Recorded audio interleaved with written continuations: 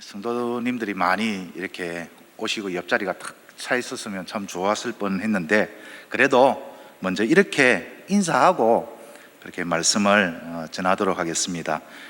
꼭 제가 시키는 대로 그렇게 인사하셔야 됩니다. 옆에 누가 계시는지 한번 살펴보시면 좋을 것 같습니다. 네, 예.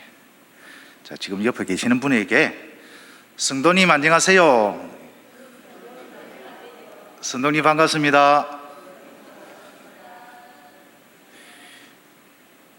딱 옆에 딱 보니까 눈치가 좀 보이죠, 그죠? 이 성도님이 계시면은 딱 좋은데, 목사님이 딱 계시고 장로님이 딱 계시니까 성도님이라고 부르기도 또 그렇고 안 부르자니 또 그렇고, 예. 아무리 목사가 시켜도 그렇지, 목사님 하라고 한다고 해서 교양도 없이 센서도 없이 그대로 딱 보면 모르냐면서, 예. 그래도 목사님이니까 목사님 안녕하세요, 장로님 안녕하세요, 이렇게 인사해야지 어떻게 목사님 보고 성도라고 감히 부를 수 있는가, 이런 생각 혹시 드신 분은 안 계십니까? 예. 왜 이런 마음이 들까, 이런 생각이 들까? 세상 사람들은 그렇다 치더라도 의외로 많은 그리스도인들이 직분과 성도에 대해 오해를 많이 하고 있는 것이 사실입니다. 그래서 직함을 붙여서 부르지 않고 아무개 성도님 하고 무턱대고 부르면, 안 그런 척 하면서도 속으로 이 사람이 나를 무시하나, 나를 뭘로 보고 성도라 하노, 이런 불쾌감을 느낄 때도 종종 있지 않습니까? 그런 경우 한 번도 없습니까? 네. 그럼 목사님은 있습니까? 저는 한 번도 없습니다. 골로새서를 묵상한 이후로는 저를 목사님이라 불러도 좋고 성도님이라 불러도 좋고 저는 아무 상관이 없습니다. 왜 그런가? 오늘 말씀을 통해서 진짜 성도가 성경적으로 어떤 바른 의미를 가지고 있는지, 하나님께서 우리를 성도라 불러주신 그 근거가 무엇이며 그렇게 부르신 목적은 무엇인지, 그 목적대로 우리가 살려면 무엇을 우리가 가져야 하는지, 이런 관점에서 오늘 말씀을 함께 살펴보고자 합니다. 먼저 성도에 대한 성경적인 바른 그런 정의부터 한번 내려보도록 하겠습니다. 성도, 이제 한자어죠. 거룩할 성자에 무리도자. 그래서 문자 그대로 풀이하면 거룩한 무리, 거룩한 사람들, 이렇게 됩니다. 오늘 본문의 골로새에 있는 성도들, 여기서 성도들이라고 번역된 헬라어 역시 하기오이스라는 복수형인데, 이것도 거룩한 무리, 거룩한 사람들, 이렇게 번역할 수 있고, 그래서 그것을 한자어로 그대로 온 것이 성도입니다. 그렇다면 여러분, 한 가지 질문을 할게요. 성도는 거룩한 사람들이다 라고 했을 때에 이 거룩하다라고 딱 생각을 하면 머릿속으로 누가 제일 먼저 떠오릅니까? 거룩한 사람, 거룩한 존재. 어떤 사람은 거룩한 분은 오직 하나님 한 분뿐이지, 그래서 하나님을 제일 먼저 떠올린 분도 계실 것이고, 또 어떤 사람은 아무래도 천사들이 안 거룩하겠나, 또 어떤 분은 그래도 교회에서는 목사님이 제일 거룩하실 거야. 또 거룩한 모습 하면은 또 이렇게 떠오르죠. 우리가 기도할 때도 탁 하늘로 탁 손을 들고 탁 눈을 감고 거룩하게 기도할 때, 찬양을 할 때도 우리가 일어서서 탁 하늘로 손을 높이 들고 탁 표정을 지으면서, 이 마스크가 쓰니까 표정이 잘 안 보이죠, 그죠? 근데 저는 정말 진지하게 거룩하게 지금 표정을 하고 있습니다. 상상을 하시고, 그렇게 찬양을 할 때, 또 대화할 때도 정말 부드럽고 상냥한 목소리로 성도님 참 반갑습니다. 평소에도 참 아름다운데 오늘은 더 아름다운 것 같습니다 하면서 상스러운 말 전혀 하지 않고 늘 부드러운 말을 할 때, 이런 어떤 행동들, 무슨 행동을 하든지 흠잡을 데가 없고 항상 경건해 보이는 모습, 이런 모습들이 거룩한 모습이 아닐까 이렇게 생각될 수도 있습니다. 반대로 쓸데없는 농담 많이 하고 호들갑 떨고 막 뛰면서 손뼉 치면서 찬양하면은 아니 목사님이 거룩하지도 못하고 저게 뭐야 저렇게 경박스럽게 이렇게 생각할 수도 있습니다. 왜 우리가 경건하다 경건하지 않다라고 판단할 때 그런 생각을 할 수 있느냐? 그것은 바로 그 사람의 행위를 보고 거룩하다 거룩하지 않다라고 판단하기 때문이죠. 그런데 하기오이스 거룩한 사람들 성도, 이 용어는 결코 그 행위가 거룩해 보이는 자를 가리키는 용어가 아닙니다. 하나님은 우리가 말하는 것이 거룩해 보이고 우리가 행동하는 것이 거룩해 보이기 때문에 성도라는 이름을 우리에게 주시지 않았습니다. 한번 생각해 보십시오. 만약 우리의 행위가 우리가 거룩한 성도라 불릴 수 있는 기준이 된다면, 그래서 하나님이 그 기준을 따라서 성도라 부를 수 있다면 여기 있는 우리 가운데 과연 누가 성도라 불릴 수 있겠습니까? 하나님 앞에서 말과 행동이 거룩하고 흠이 없는 온전한 사람이 과연 우리 가운데 누가 있겠습니까?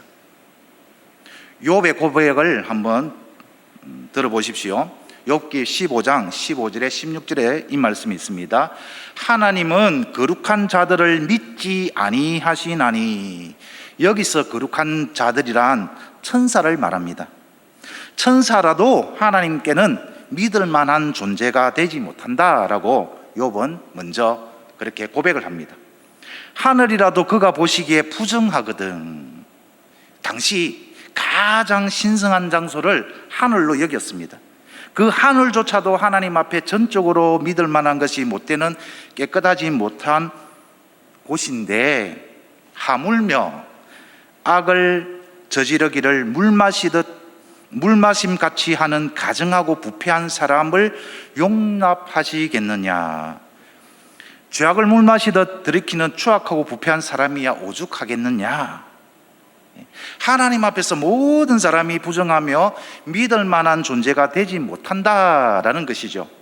그렇습니다. 하나님 앞에서 그 행위가 거룩하기 때문에 성도라고 인정받을 수 있는 사람은 이 세상에 단 한 사람도 없습니다.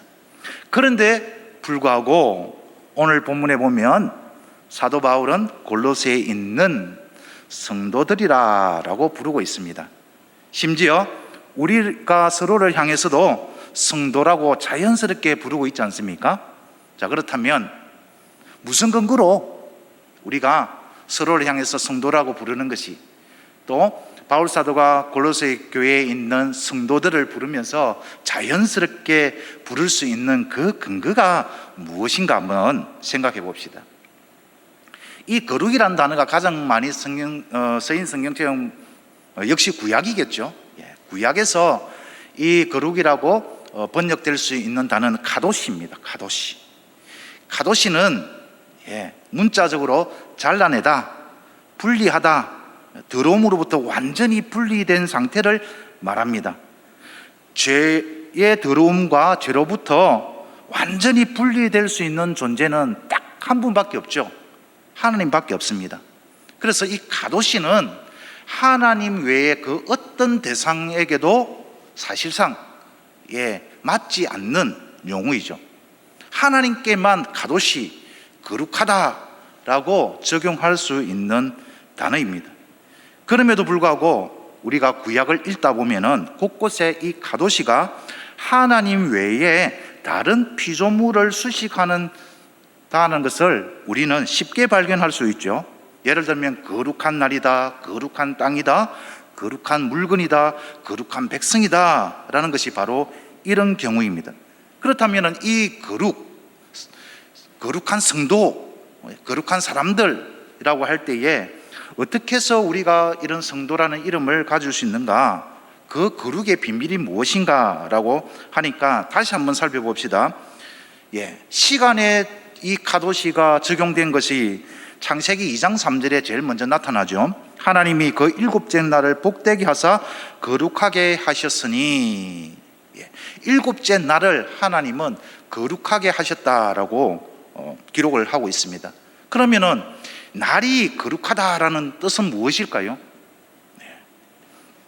이것은 하나님이 특정한 시간, 특정한 날을 하나님의 날로 거룩하게 구별하셨다라는 의미가 됩니다. 그 날 자체가, 그 시간 자체가 거룩하다는 것이 아니라 그 시간이 하나님과 관계가 있을 때, 하나님으로부터 구별될 때에 그것은 거룩한 날이 되는 것이죠. 그래서 안식일을 기억하러 거룩히 지키라 라고 할 때에는 반드시 그 안식일은 하나님과 관계되는 그러한 일들, 하나님과 관계 속에서의 그런 시간들을 보내라라는 의미가 되겠죠. 그래서 이 카도시는 시간과 관련되었을 때는 구별의 의미가 있습니다. 장소에 또 적용되는 경우에는 출애굽기 3장에 보면은 하나님이 모세를 부르시는 장면이 있습니다. 시내산에서 하나님이 떨기나무 불꽃 가운데 모세를 부르시죠. 그때 하도 신기해서 모세가 희한하네, 분명히 나무에 불이 붙었는데 왜 금방 불타버리고 재로 남지 않고 그대로 유지하면서 불만 붙어 있을까 하도 신기해서 탁 다가서려고 할 때 하나님이 뭐라고 합니까? 거룩한 땅이니 내 발에 신을 벗으라 그렇게 하죠. 그러면 그 땅이 거룩한 땅, 그 땅이 정말 깨끗하고 죄가 없고 더러움이 없는 그런 땅이어서 하나님이 그 땅은 거룩한 땅이니까 너 밟으면 죽는다, 이런 의미겠습니까? 그런 의미가 아닐 것입니다. 우리가 상상을 해보면은 바위가 많은 산일 것이고 분명히 거기에는 볼품이 없는 좀 황량한 그런 땅이었을 것입니다. 그런데도 하나님이 그 땅을 거룩하다라고 하셨을 때는 반드시 거기 하나님의 임재가 있었다는 것이죠. 하나님께서 현현하시고 특별하게 구별한 장소였기 때문에 거룩한 땅이 될 수 있었다라는 것입니다. 그래서 하나님은 그 외에도 이스라엘 진영을 거룩하다라고 하셨고, 또 하나님의 언약궤가 머무는 그것을 뭐라고 합니까? 지성소라고 그러죠. 예루살렘성, 하나님의 임재를 상징하는 그 모든 장소를 거룩한 곳이다라고 성경은 기록하고 있습니다. 이 역시 하나님과 관계 있고 하나님과 구별되어 있는 장소를 말할 때 거룩하다라고 그렇게 말씀하죠. 마지막으로 한 가지만 더 살펴보겠습니다. 사람에게도 적용될 수 있다라는 것을 우리는 쉽게 알 수 있습니다. 출애굽기 19장 5절에서 6절에 이런 말씀이 있죠. 세계가 다 내게 속하였나니 너희가 내 말을 잘 듣고 내 언약을 지키면 너희는 모든 민족 중에서 내 소유가 되겠고 너희가 내게 대하여 제사장 나라가 되며 거룩한 백성이 되리라. 여기서 거룩한 백성이란 타락한 세상에서 구별되어 하나님의 소유로 선택받은 사람들, 그리고 오직 하나님을 위해 쓰임받는 사람들을 가리킨다라는 것입니다. 여기서도 역시 구별의 의미가 있죠. 그런데 이것은 모든 것이 능동의 의미가 아니라 수동의 의미가 있다라는 것입니다. 다시 한번 결론을 내면은, 정리를 해보면은, 이 거룩이라는 단어 속에는 구별이라는 의미가 있는데 하나님과의 관계 속에서 구별됨을 뜻하는 것입니다. 원래 그 자체만으로는 결코 거룩할 수 없었던 것이 거룩하신 하나님과 관계를 맺음으로써 거룩하게 되었고 하나님의 소유로 구별되었다라는 의미가 바로 거룩의 의미다라는 것입니다. 그래서 바울 사도가 골로새에 있는 성도라고 부를 수 있고 우리도 성도라 불릴 수 있는 근거는 오직 하나님과의 관계 안에서만 찾을 수 있고 오직 하나님의 은혜로만 가능한 것입니다. 자, 우리 모두는 하나님을 아버지라 부르는 그런 영광스러운 존재들이지 않습니까? 그래서 하나님은 우리를 성도라고 불러주십니다. 그래서 이 성도라는 것은 직분의 개념이 아니라 하나님과의 그 관계 속에서 우리에게 주신 새로운 신분을 의미하는 의미인 것입니다. 성도라는 새 신분은 하나님의 은혜 안에 있는 자들만 누리는 특권인 것입니다. 예수 그리스도의 대속의 은혜로 하나님의 친백성으로, 하나님의 자녀로 하나님과 특별한 관계 안에 있는 존재가 바로 성도라는 것입니다. 그래서 누구나 다 우리는 성도죠. 만약에 직분을 의미해서 성도라고 부르면은 그건 분명히 저보고 변상기 성도님 직분을 생각해서 그렇게 불렀다면은 틀렸다라고 할 수 있지만, 이런 언약 관계 속에서 성도라는 새 신분의 의미로서 부르는 것은 아무런 흠이 없는 것이죠. 틀린 것이 아니죠. 그래서 성도라는 것은 굉장한 영광스러운 그런 존재인 것이고, 그런 의미인 것이고, 우리가 완전히 새롭게 된 신분을 의미한다라는 것입니다. 그래서 성도라고 부르면 저는 성도가 아니고요 목사입니다 이렇게 할 것이 아니라, 아이고 감사합니다, 저는 참 성도라고도 불릴 자격이 없는 자인데 그래 하나님께서 은혜로 이렇게 성도로 삼아주셔서 너무 감사한지 모릅니다 성도님, 이렇게 서로 인사하면 얼마나 더 큰 은혜가 있겠습니까? 자, 그러면 하나님께서 우리를 구별하셔서 성도라는 새 신분을 주신 목적에 대해서 이제 한번 생각해 봅시다. 이 누구나 다 잘 아는 내용이죠. 왜 우리를 하나님이 구원하셔서 새 신분을 주셨습니까? 성도라는. 다르게 한번 질문해 볼까요? 인간의 제일 된 목적은 무엇입니까? 하나님을 영화롭게 하고 그를 영원토록 즐거워하는 것입니다. 우리가 너무나도 잘 알고 있는 상식적인 그런 이야기 아닙니까? 그런데 오늘 본문에 보면은 또 다른, 그러면 하나님을 영화롭게 하고 그를 영원토록 즐거워하는 것이 어떤 것인가라는 좀 더 구체적인 내용이 오늘 본문에 나타나 있습니다. 여러분 2절을 다시 한번 볼까요? 골로새에 있는 성도들 곧 그리스도 안에서 신실한 형제들에게 편지하노니 라고 기록을 하고 있죠. 여기서 성도들과 동격을 이루는 표현은 무엇입니까? 신실한 형제들이죠. 성도는 곧 신실한 형제들이다라는 것입니다. 그러면 신실하다라는 의미는 또 무엇입니까? 신실하다, 우리 자주 쓰는 표현이지 않습니까? 오늘 찬양에도 신실하게 진실하게 거룩하게 살게 하소서 하는데, 이 신실하다라는 것은 어떤 의미일까? 여기서 신실하다라고 번역된 헬라어는 피스토이스, 원형은 피스토스입니다. 피스토스는 믿음직스러운, 믿을만한, 신뢰할 수 있는, 이렇게 번역될 수 있는 단어입니다. 그러니까 성도는 믿음직스러운 사람들이고, 성도는 신뢰할 수 있는 사람들이고, 성도는 믿음을 주는 사람들이다 라는 것을 우리는 알 수가 있겠죠. 하나님이 우리에게 성도라는 새 신분을 주신 것은 그런 존재가 되어라는 것 아닙니까? 믿음을 주고 믿을 수 있고 신뢰할 수 있는 그런 존재가 되어라. 그렇다면 누구에게 믿음직하고 누구에게 신뢰할 수 있는 존재가 되어라는 것입니까? 첫 번째는 하나님입니다.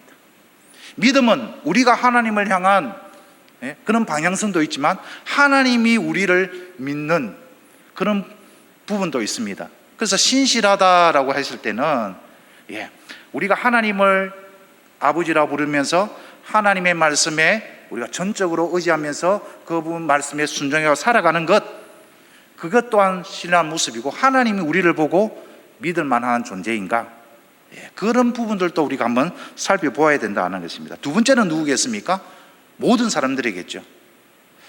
모든 사람들이 나를 보았을 때 정말 믿을 수 있을까? 내가 믿음을 줄 수 있을까? 신뢰할 만한 그런 존재가 될 수 있을까? 평소에 담임 목사님께서 저희 부교육자들한테 종종 하시는 말씀이 있습니다. 이 사역을 하다 보면은 성도들이 참 많이 찾아오는 그런 교육자가 있고 전혀 찾아오지 않는 교육자가 있는데 왜 그렇다고 생각하느냐? 만만해서? 만만해서. 왜 만만할까? 믿을 수 있으니까, 신뢰할 수 있으니까.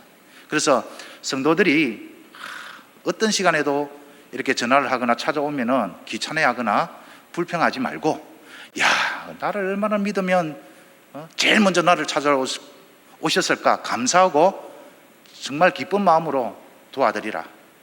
그런 말씀을 자주 하셨어요. 신뢰를 주는 사람, 믿음을 주는 사람, 그런 존재가 되어라고 하나님은 성도라는 새 신분을 우리에게 주셨습니다. 잘 알고 있는 이야기죠. 어느 날 이제 아버지가 아들 손잡고 어디 갔습니까? 목욕탕에 갔습니다.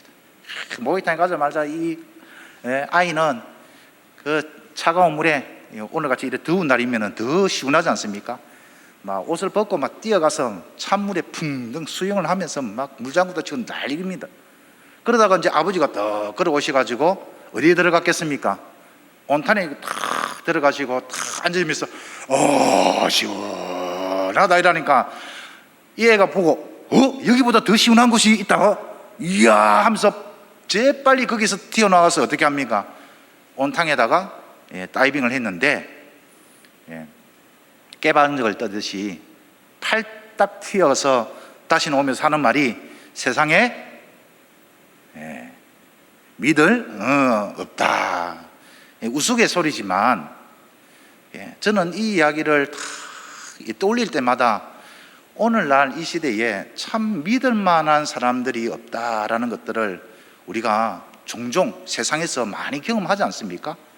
내가 그렇게 믿고 내가 그렇게 신뢰했는데 나의 뒤통수를 치다니, 어떻게 나를 그렇게 배신할 수 있을까?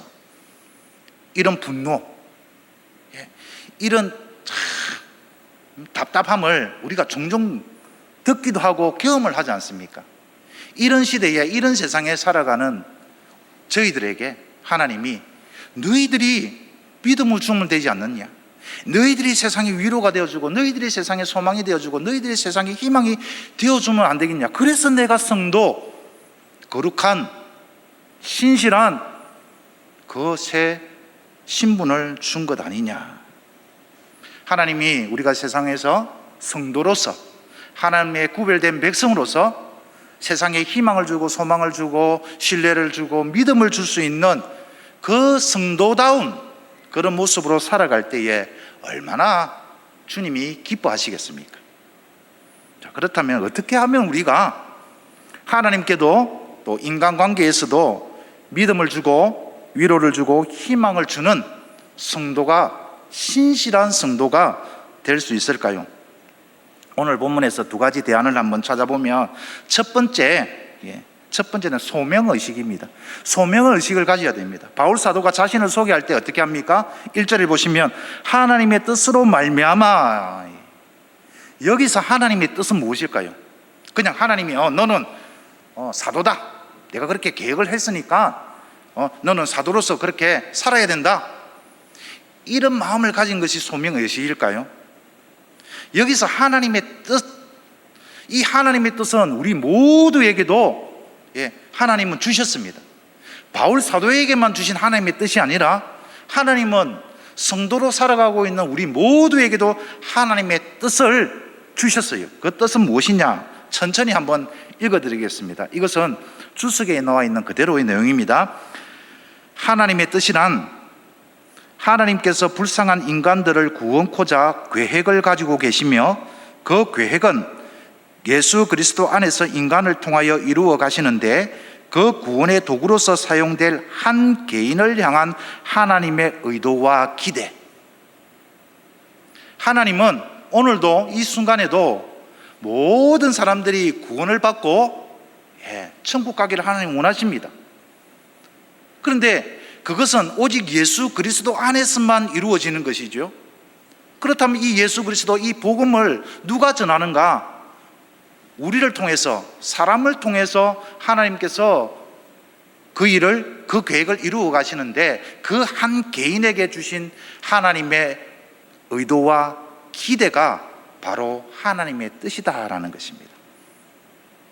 이 소명의식을 가져야만 어떤 경우에도 내가 하나님을 그 뜻을 이루기 위해서 살아갈 수 있는 것이죠.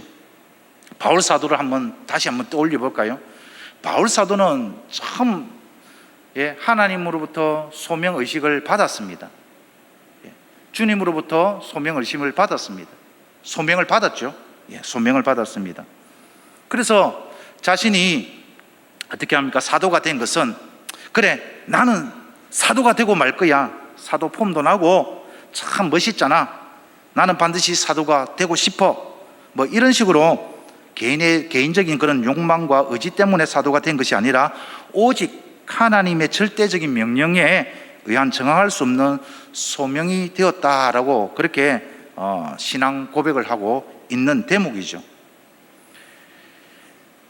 우리가 사도 바울의 생애를 잘 알고 있지 않습니까? 삶을 잘 알고 있지 않습니까? 예수님 믿고 난 다음에, 이제 목사님 설교를 한번 떠올려 보십시오. 예수님 믿고 난 다음에 세상적인 관점에서 보면은 바울 사도는 절대로 성공한 사람이 아닙니다. 패배자고 실패자죠. 재산이 있습니까? 권력이 있습니까?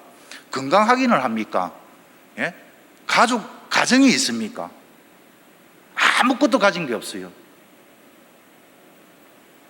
그런데 그는 어디를 가든지 당당합니다. 어떤 환경 속에서도, 어떤 상황 속에서도 그는 결코 무너지지 않고 흔들리지 않고 당당합니다. 항상 넉넉하게 이기는 힘을 가졌습니다. 왜 그렇습니까? 소명의식이 그의 모든 삶의 가치관을 완전히 바꾸어 놓았기 때문이죠.